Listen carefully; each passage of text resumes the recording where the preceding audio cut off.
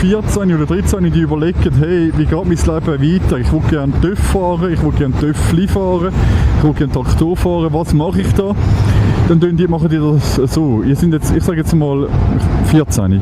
Ihr sind 14, sind ab und zu, haben die mit Bauern zu tun. Ab und zu, vielleicht auch nur einmal im Monat. Macht Kategorie G.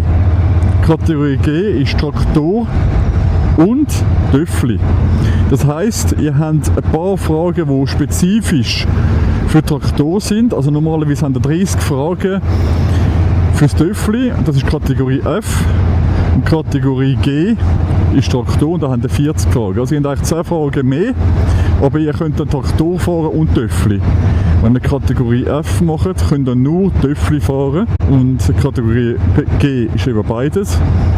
Und wichtig zu sagen, das ist für 30er Traktoren, also gut, ich weiss jetzt nicht, ihr müsst euch informieren, aber das ist vor über 10 Jahren bei mir gewesen, nur für 30er Traktoren. Es hat dann extra Kurs noch gegeben zum machen, dass man dann 40er Traktoren fahren kann. Aber trotzdem sind es nur 30er gewesen.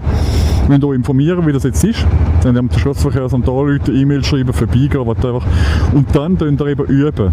Bei mir war das noch auf einer CD am Computer. Ganz früher in einem Heftli.